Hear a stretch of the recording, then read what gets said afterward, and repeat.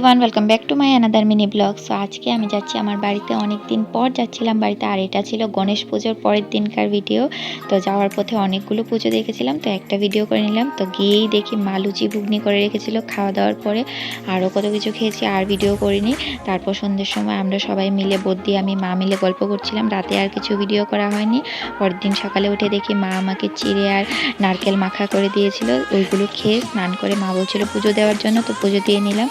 কেননা ওই দিনই আবার চলে আসবো। গিয়েছিলাম সানডেতে, আবার মানডেতে চলেও এসেছি। কেননা মা তো বাড়িতে থাকে না, একা একা আমিও বা কী করবো, মা তো টিউশন পড়াতে চলে যায়। তার জন্য পরের দিন আবার ও গিয়ে আমাকে নিয়ে এসে পড়েছিল। তো এখানে পুজো দিয়ে আসনটা আমি একটু ভিডিও করে নিলাম। এখানে দেখো ফুল দিয়ে সাজানো হয়েছে, কি সুন্দর লাগছে।